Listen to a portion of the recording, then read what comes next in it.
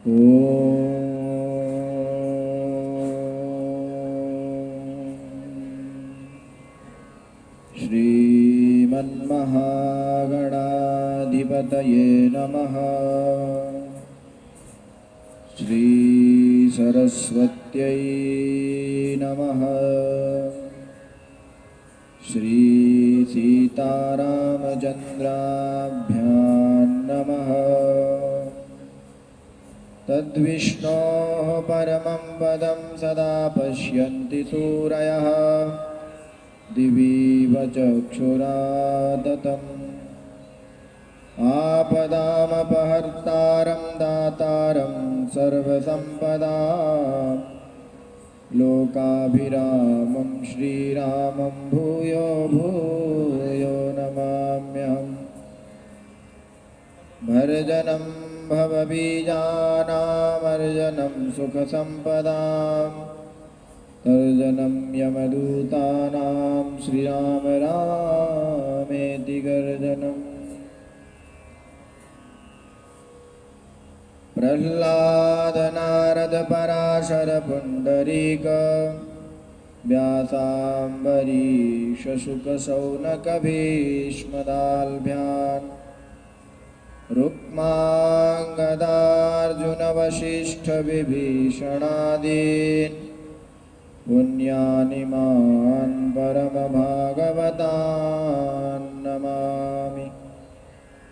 भक्तिं मुहुः प्रवहतां त्वयि मे प्रसङ्गो भूयादनन्तमहताममलाशयानां येनाञ्जसोल्बणमुरुव्यसनं भवाब्धिं नेष्ये भवद्गुणकथामृतपानमत्तः। पूर्वात्पूर्व अखिल कोटि ब्रह्मांड नायक जगत नियंता जगदाधार इस सृष्टि के संसार के कण कण में व्याप्त उस परमपिता परमात्मा के श्री चरणों में बारंबार प्रणाम करते हैं। श्री सद्गुरुदेव भगवान के चरणों में कोटिशाह नमन। यहाँ उपस्थित गुरु जी के चरणों में बारंबार प्रणाम। समुपस्थित आप सभी उपदेशक धर्म प्रशिक्षु मेरे अग्रज अनुज सभी का हार्दिक स्वागत है। आइए हम सभी श्रीमद् भागवत कथा के इस सत्र में बढ़ेंगे। उससे पूर्व अपने मन और वाणी को पवित्र करते हुए भगवत चरणारविंदों से जोड़ते हुए संकीर्तन के माध्यम से उस भगवान का स्मरण करते हैं। श्रीमन्नारायण नारायण हरि हरि श्रीमन्नारायण नारायण हरि हरि श्रीमन्नारायण नारायण हरि हरि श्रीमन्नारायण नारायण हरि हरि। तेरी लीला सबसे न्यारी न्यारी हरि हरि। तेरी लीला सबसे न्यारी न्यारी हरि हरि। भजमन्नारायण नारायण हरि हरि भजमन्नारायण नारायण। श्रीमन्नारायण नारायण हरि हरि श्रीमन्नारायण नारायण हरि हरि। बोले श्रीमद्भागवत महापुराण की जय। श्री राधा कृष्ण भगवान की जय। श्री सीतारामचंद्र भगवान की जय। सद्गुरुदेव भगवान की जय। हम सभी श्रीमद्भागवत के उस स्थल पर चर्चा कर रहे थे जो पद्म पुराण में वर्णित महात्म्य है, जिस पर हमने प्रथम श्लोक में सच्चिदानंद रूपाय इसकी व्याख्या, उनका स्वरूप, उनको प्रणाम करते हुए भगवान सुखदेव को नमस्कार किया। इसके बाद नैमिष क्षेत्र में शौनक आदि 88,000 ऋषियों ने जो सूत जी महाराज जी से अपने कल्याण के लिए और जगत के कल्याण के लिए प्रश्न पूछे, उस पर हम चर्चा कर रहे थे। उन्होंने कहा, सूताख्या ही कथा सारम बम कर्ण रसायनम।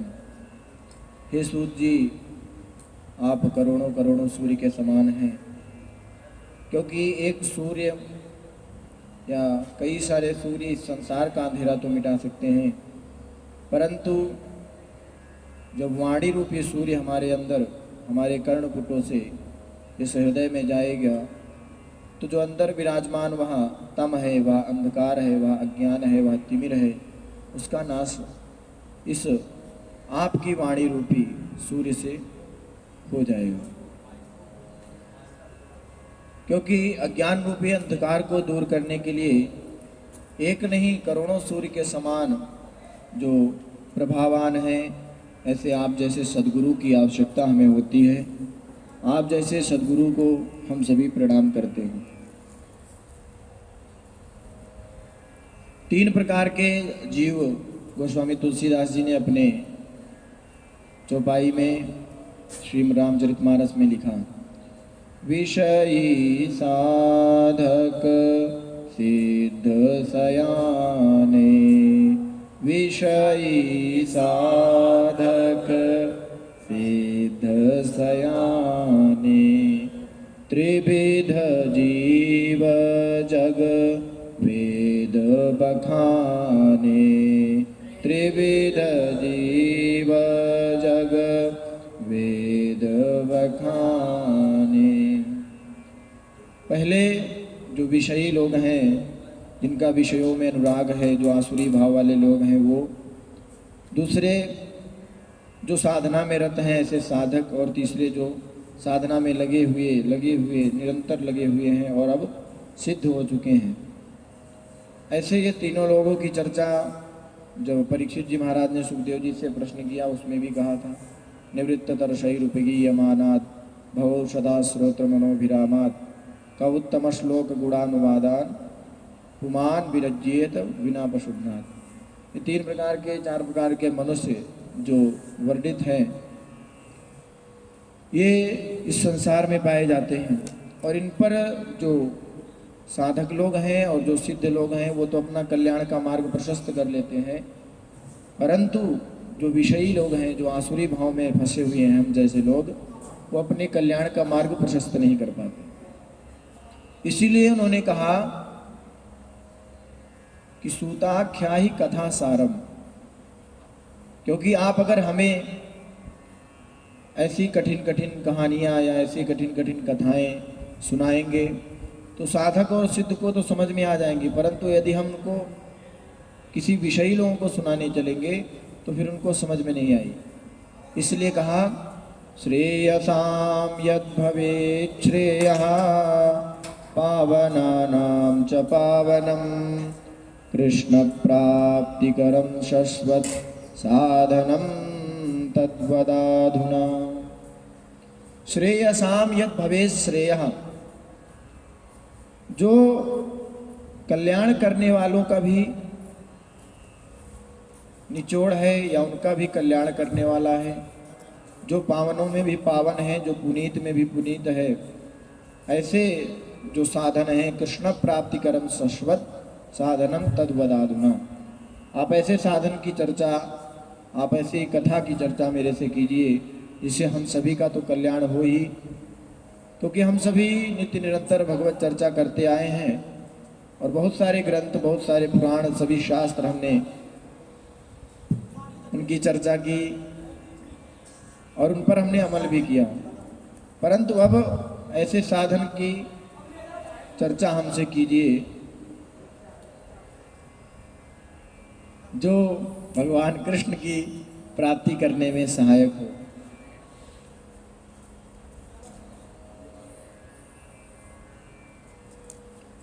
अब आगे जो श्लोक उन्होंने कहा, चिंतामणि लोक सुखम सुरद्रु स्वर्ग संपदम,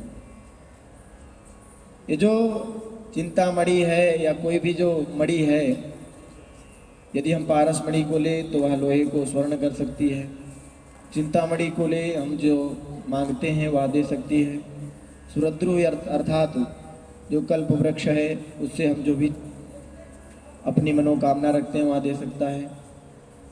परंतु यदि हम ऐसी चर्चा करें या हमें यदि भगवत प्राप्ति करनी है, यदि हम उनसे मांगे कि आप हमें भगवत प्राप्ति करा दो, तो वह चाहे चिंतामणि हो, चाहे पारसमणि हो, चाहे कल्प वृक्ष हो, वह हमें नहीं प्राप्त करवा सकता।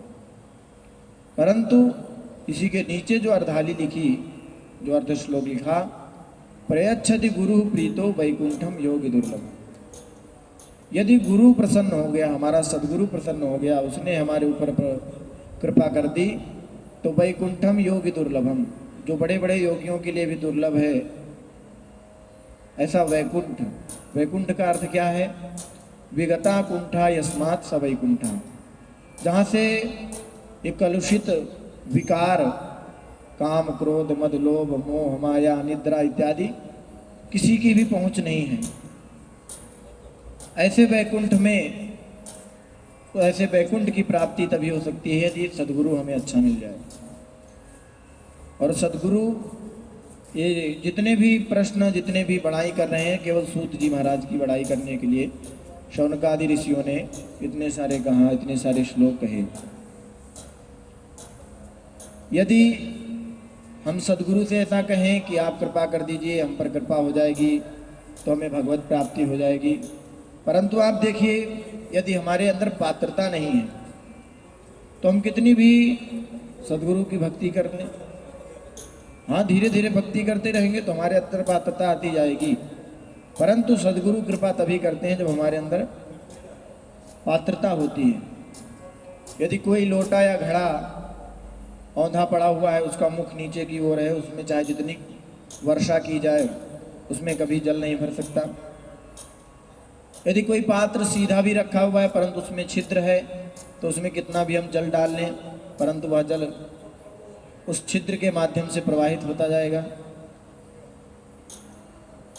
पात्र सीधा भी है, उसमें कोई छिद्र भी नहीं है, और उसमें वासना रूपी जो विकार भरे हुए हैं, वह जो कीचड़ भरा हुआ है, वह कलुषित,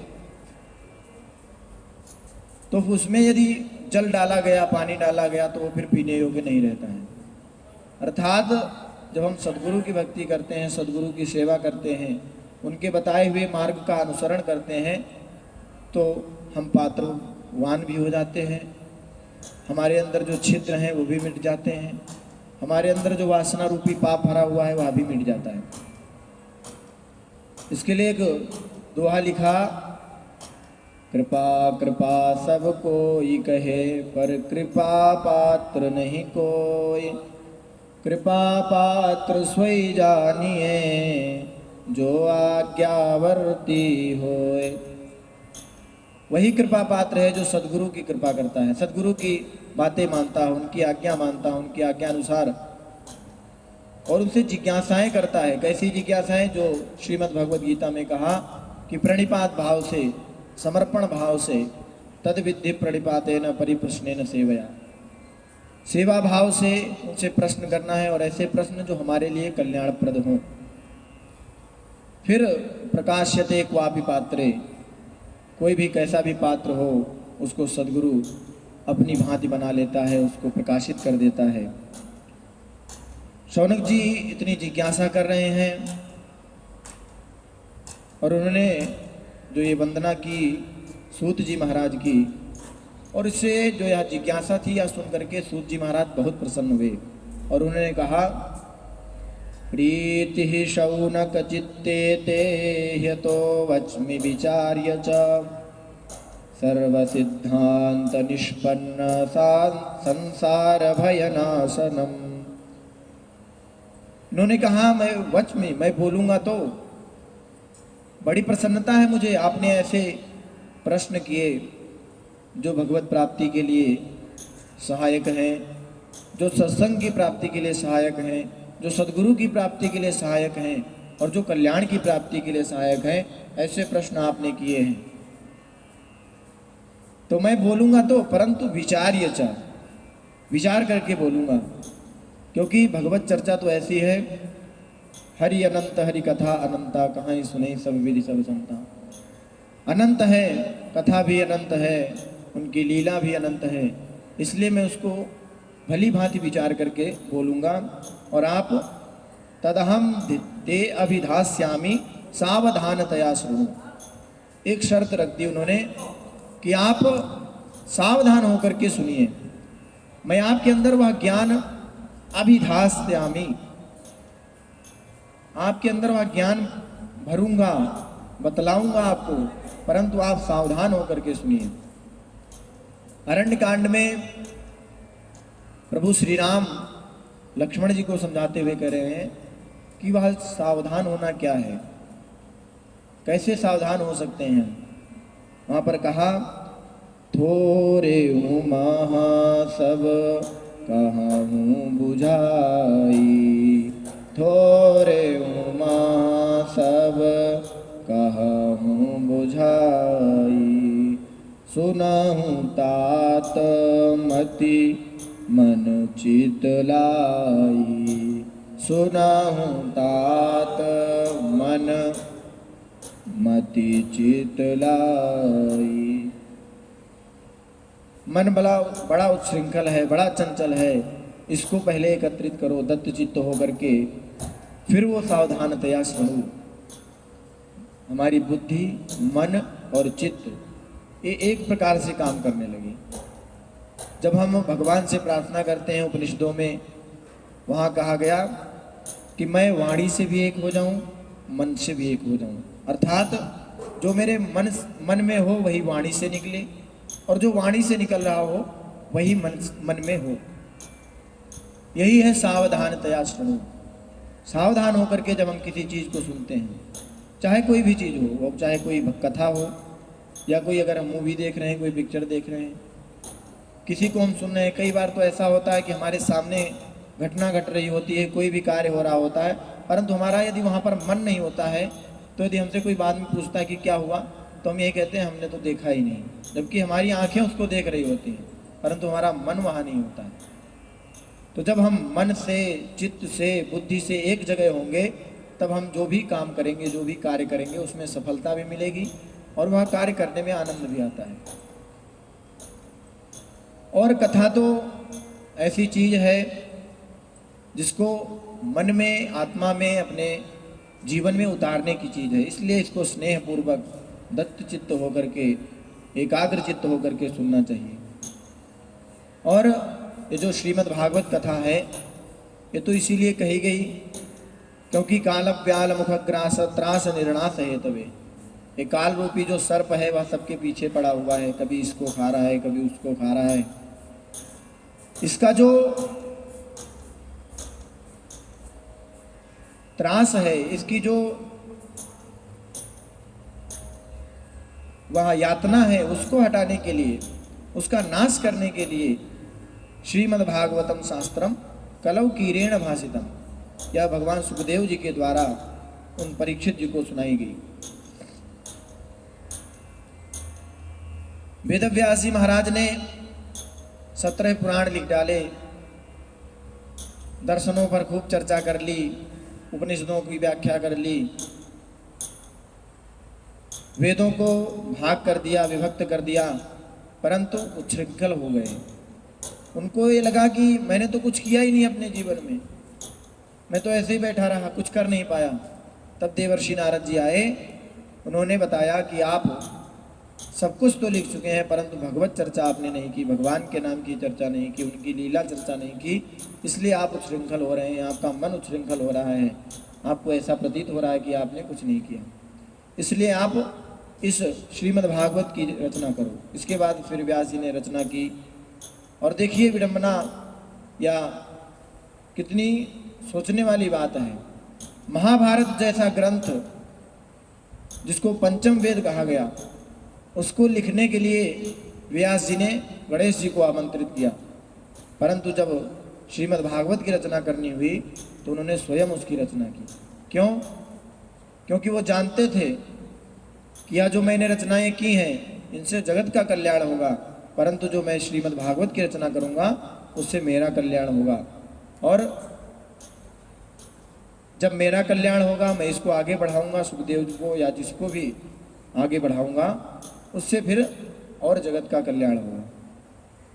तो इसलिए यह श्रीमद्भागवतम शास्त्रम कलौ कीरेण भासितम, इस कलयुग में सभी का कल्याण करने के लिए श्रीमद्भागवत की रचना, श्रीमद्भागवत का वाचन सुखदेव जी भगवान के द्वारा किया गया। और माता देवकी ने प्रभु के प्राकट्य के समय पर जो स्तुति की, वहाँ पर बड़ा अच्छा वर्णन किया माता देवकी ने। मर्त्यो मृत्यु व्यालभीतः पलायन लोकान् सर्वान् निर्भयं नाध्यगच्छत् त्वत्पादाब्जं प्राप्य यदृच्छयाद्य स्वस्थस्येते मृत्युरस्मादपैति। जिस प्रकार सभी को मृत्यु रूपी ब्याल का, मृत्यु रूपी सर्प का भय लगा हुआ होता है, परंतु जब वह भगवान की शरणागति ले लेते हैं, भगवान के चरणारविंदों की शरणागति ले लेते हैं, तो फिर उनका कल्याण हो जाता है। जिस प्रकार सभी नदियों का जल जाकर के समुद्र में ही मिलता है, उसी प्रकार हम सभी जो भगवत अंश हैं वह जाकर के उन परमपिता परमात्मा में ही मिलते हैं। वो स्वामी तुलसीदास जी ने लिखा, सरिता जल जल निधि महु जाई, सरिता जल जल निधि महु जाई, होई अचल जिम जीव हरि पाई, होई अचल जिम जीव हरि पाई। जिस प्रकार सरिता का जल, किसी भी नदी का जल जाकर के समुद्र में स्थिर हो जाता है, वहाँ पर उसकी सीमा समाप्त हो जाती है, वहाँ पर मिल जाता है, उसी प्रकार होई अचल जिम जीव हरि पाई। यह जो जीव है पहले तो 84 लाख योनियों में भटकता रहता है, इसको कहीं ठिकाना नहीं मिलता, परंतु जब इसका मोक्ष हो जाता है भगवत कृपा से, सद्गुरु कृपा से, फिर यह अचल हो जाता है।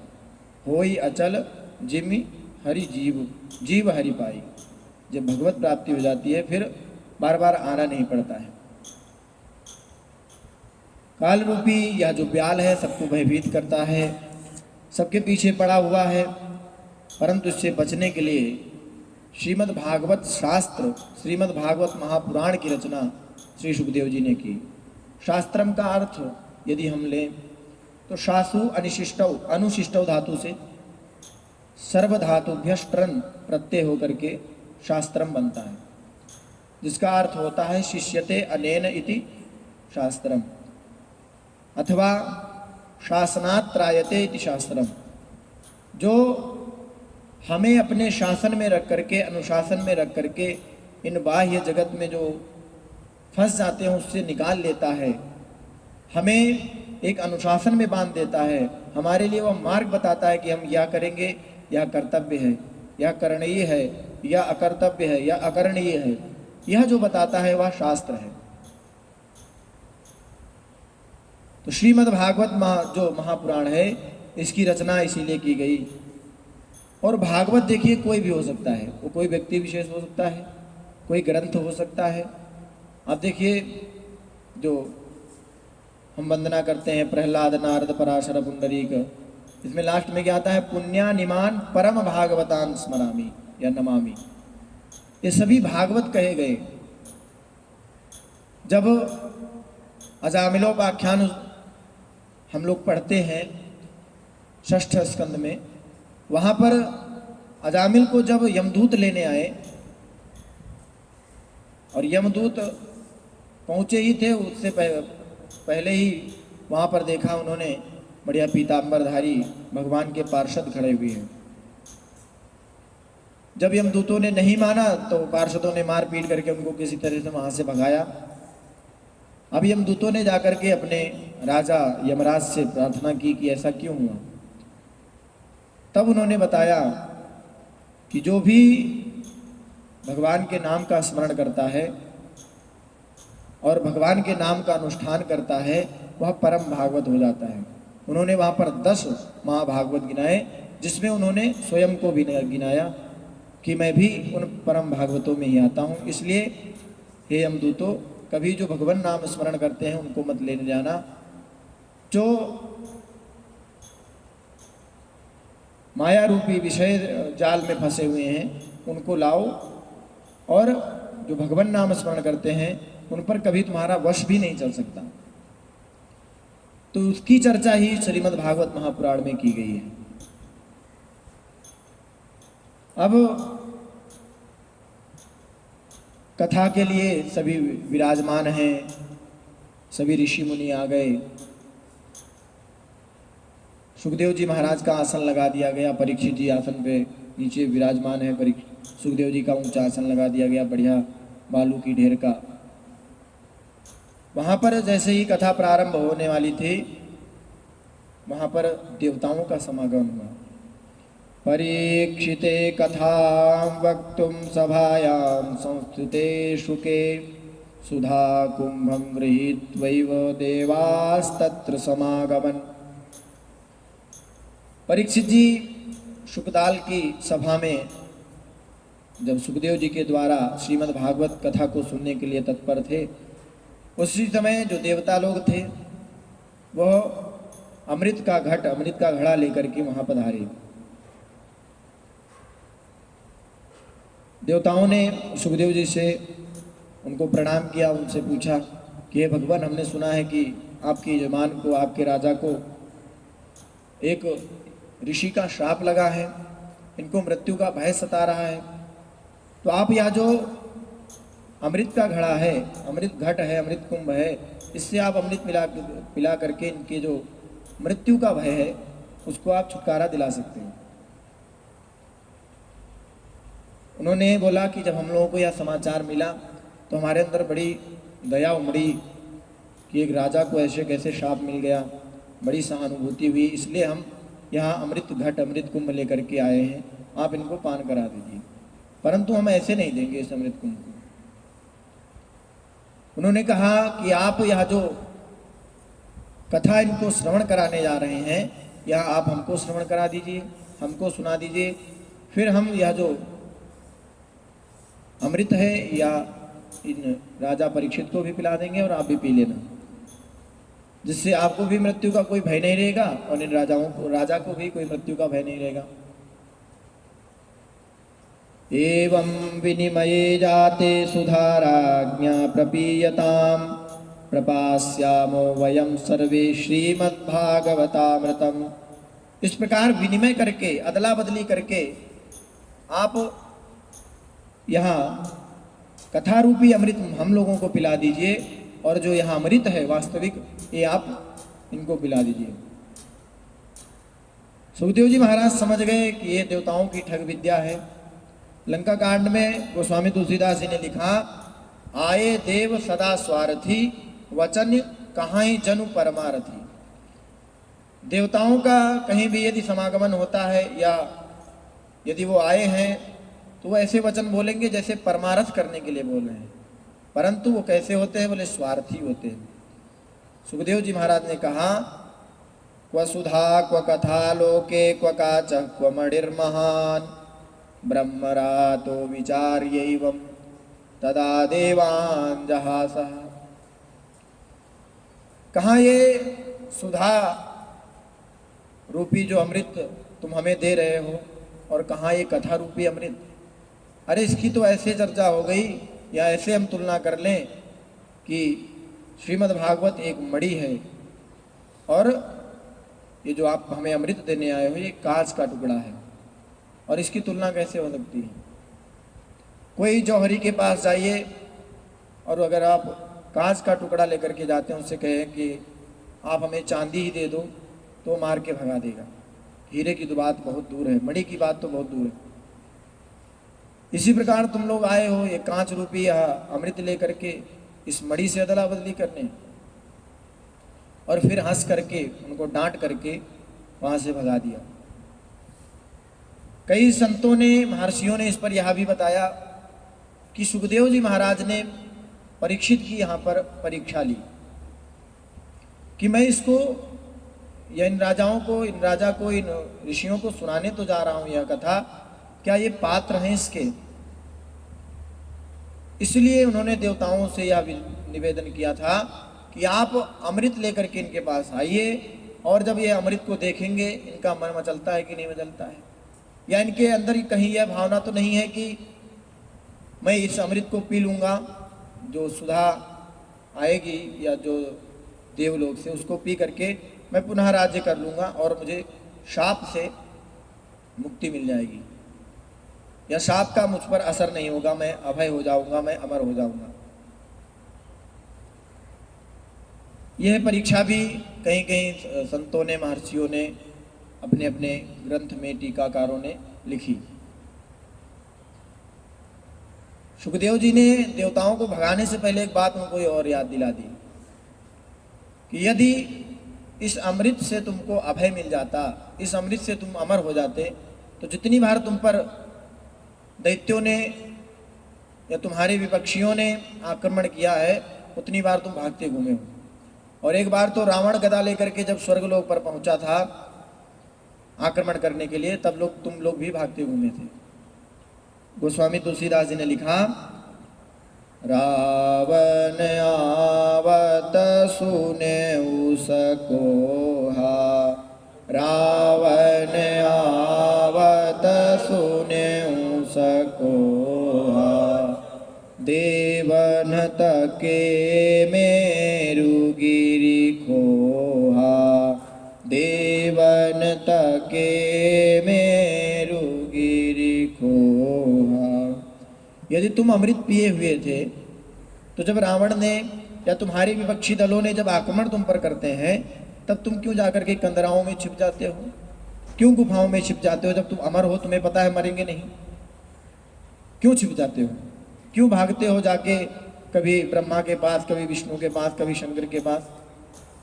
जब तुम अमर हो तो तुम्हारे अंदर तो भय होना ही नहीं चाहिए। कितना कोई मारेगा? अरे ज़्यादा से ज़्यादा खोपड़ी फोड़ देगा, पड़े रहेंगे, लेकिन मरेंगे तो नहीं। तो यह जो डर है तुम्हारे अंदर क्यों बैठा हुआ है? उन्होंने कहा, ये वास्तविक अमृत, ये अमृत तो है, तुम्हें अमर तो रखेगा, परंतु मोक्ष की प्राप्ति नहीं करा सकता है। उन्होंने वहां पर उदाहरण दिया, कभी आपने सनकादि ऋषियों को भागते हुए देखा है, जबकि उन्होंने तो कोई अमृत पान नहीं किया है? कभी आपने हनुमान जी महाराज को भागते हुए देखा है? उन्होंने तो कोई अमृत पान नहीं किया है। कभी किसी ऐसे संत को भागते हुए देखा है कि मुझे मृत्यु सता रही है, मुझे कोई मार डालेगा? तो यहाँ सत्संग ही है, यह कथा ही है जो अमर कर देती है, अर्थात मोक्ष को प्राप्त करा देती है। वरना हम कितने भी पुण्य कर लें, ते तम भुक्त्वा स्वर्गलोकम विशालम क्षीणे पुण्य मर्त्य लोकम विशंति। जितने भी हमने पुण्य किए, जितने भी पाप किए, उनका भोग करके जब हमारे पुण्यों का क्षीण हो जाता है, पुण्यों का क्षय हो जाता है, तो मर्त्य लोकम विशंति, पुनः करके यहीं पर गिर जाते हैं। उपनिषदों में कहा गया, इष्टापूर्तम मन्यमाना वरिष्ठम नान्यत् श्रेयो वेदयन्ते प्रमूढ़ा। ऐसे लोग क्या होते हैं? बोले स्वर्ग तक जाते हैं और उससे ऊपर भी चले जाते हैं, परंतु वहां से फिर ऐसे ढकेले जाते हैं जैसे किसी चोटी से कोई गेंद ढकेल दी गई हो, कोई पहाड़ ढकेल दिया गया हो, कोई छोटी सी पत्थर ढकेल दी गई हो। तो इस प्रकार उनको ढकेला जाता है स्वर्ग से। जब हमारे पुण्यों का क्षय हो जाता है तो फिर वहाँ पर हमारा कोई भी किसी प्रकार का कोई वश नहीं चलता है। और जबकि हमारे इस कथा रूपी अमृत को पीने के बाद कहीं से भी नहीं गिरना पड़ता, अपितु भगवान के चरणारविंदों में, भगवान के चरण कमलों में आश्रय मिलता है। इस प्रकार देवताओं के चाल पर वो हंसे, तदा देवान जहाँ था। और फिर उन्होंने कहा कि अभक्तांश तांश विज्ञाय न ददौ स कथामृतम। या कथा रूपी अमृत उन्होंने समझा कि ये जो अभक्त हैं, जो ये श्रद्धाहीन हैं, श्रद्धा रहित हैं, इनको यह कथामृत नहीं देना चाहिए, क्योंकि कथा के अधिकारी तो वही होते हैं। कौन? बोले राम कथा के तेय अधिकारी, जिनके सत्संगति अति प्यारी। इसीलिए तुम्हारे अंदर यदि सच्ची श्रद्धा है तो बैठ करके तुम कथा श्रवण करो, हम लोग सुनाएंगे, मैं सुनाऊंगा तुम्हें कथा। परंतु यदि तुम सोचो इस विनिमय से हम राजा को अमृत का पान करा दें और तुम्हें यह कथा रूपी अमृत दे दें, तो ऐसा नहीं हो सकता है। फिर उन्होंने सुखदेव जी महाराज ने परीक्षित जी की प्रशंसा की। वासुदेव कथायाम ते यज्जाता नैष्ठिकी रति। आप राजर्षि सत्तम हैं, आपकी बुद्धि व्यवस्थित हो चुकी है, एक जगह लग चुकी है। और वासुदेव कथायाम, भगवान श्री कृष्ण की लीला में, भगवान श्री हरि की लीला में, भगवान की कथा में, संतों की कथा में आपकी कथा, आपकी मति लग चुकी है। इसके बाद जब परीक्षित जी को 7वें दिन जब कथा सुना करके जब तक्षक नाग ने दंश किया, तब ब्रह्मा जी को ये पता लगा कि एक नाग के डसने के बावजूद भी, उसके उपरांत भी परीक्षित को स्वर्ग से या भगवान के वैकुंठ से उनके पार्षद विमान लेकर के आए हैं। ब्रह्मा जी को बड़ा आश्चर्य हुआ कि सर्प के दंश के बाद, उसको काटने के बाद भी इनकी अधोगति नहीं हुई, क्यों? उन्होंने सत्यलोके तुलाम बद्ध्वा तोलयत साधनान्यतः, अन्य जितने भी साधन थे इकट्ठे किए, तीर्थ व्रत योग जप तप दान, जितने भी पुण्य हो सकते थे, तीर्थाटन साधन समुदायी, जोग विराग ज्ञान निपुनाई, नाना कर्म धर्म व्रत दान, संजम दम जप तप मखनाना, भूत दया द्विज गुरु सेवकाई, विद्या विनय विवेक बढ़ाई। ये जितनी सारी बातें थी सब ला करके एक तुला पर रखी, कांटा बनाया, एक तरफ ये सारी चीज़ें रख दी और एक तरफ श्रीमद् भागवत शास्त्र को रखा, महापुराण को रखा। तब भी लघून्यन्यानि जातानि गौरवेण इदम महत्। अन्य जितने भी साधन थे, अन्य जितने भी योग जप तप, जितने भी नाना प्रकार के कर्म थे, वो सारे वहाँ पर छोटे पड़ गए।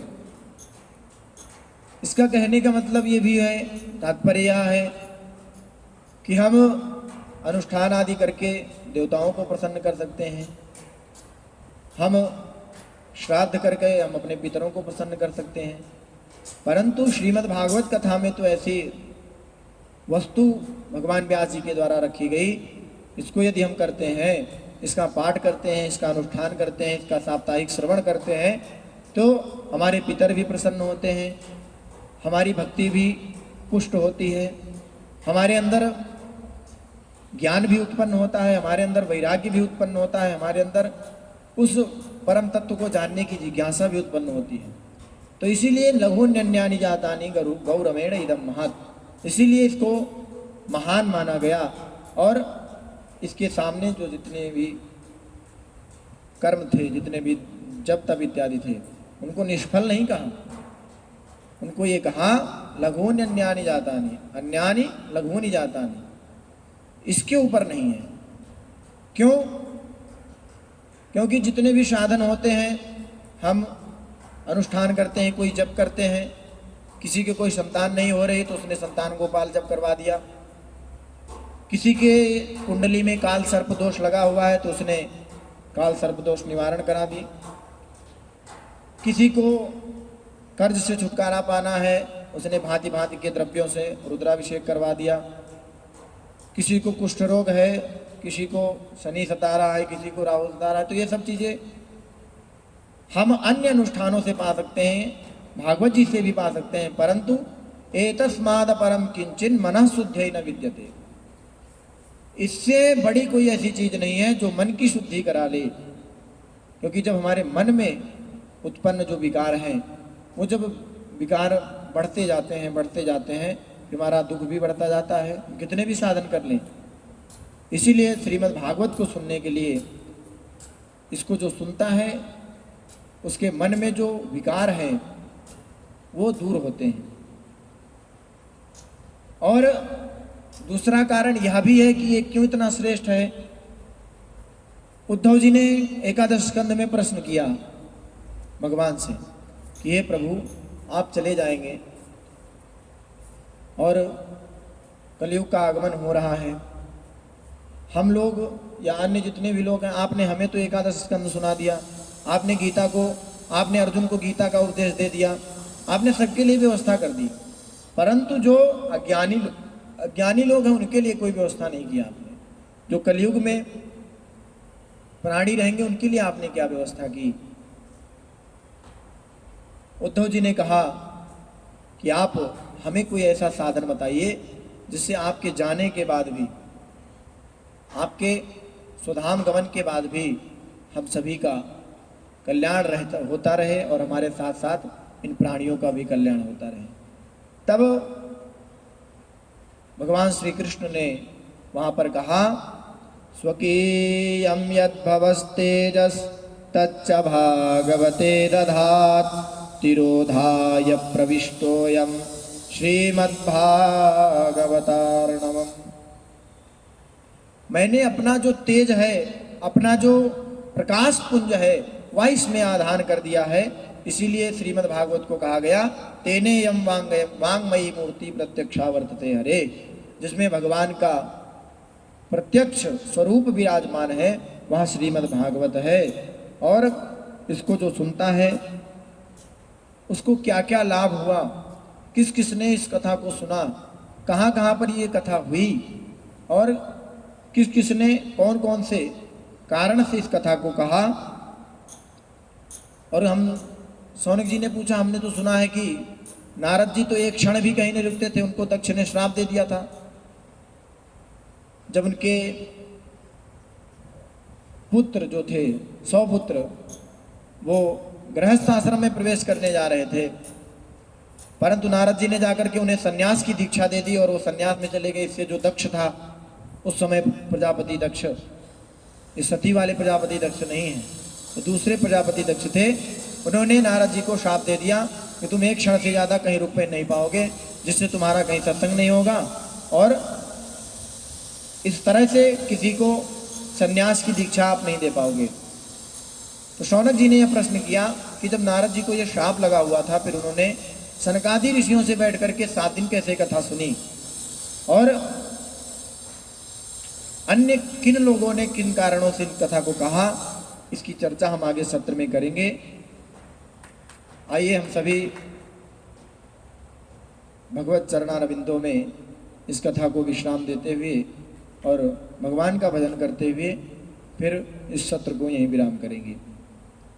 श्री कृष्ण गोविंद हरे मुरारे, हे नाथ नारायण वासुदेव। श्री कृष्ण गोविंद हरे मुरारे, हे नाथ नारायण वासुदेव। हे नाथ नारायण वासुदेव, हे नाथ नारायण वासुदेव। हे नाथ नारायण वासुदेव, हे नाथ नारायण वासुदेव। श्री कृष्ण गोविंद हरे मुरारे, हे नाथ नारायण वासुदेव। श्री कृष्ण गोविंद हरे मुरारे, हे नाथ नारायण वासुदेव। हे नाथ नारायण वासुदेव। बोले कृष्ण कन्हैया लाल की जय। श्री सीतारामचंद्र भगवान की जय। श्रीमद्भागवत महापुराण की जय। श्री सुखदेव भगवान की जय। सद्गुरुदेव भगवान की जय। जय जय श्री राधे।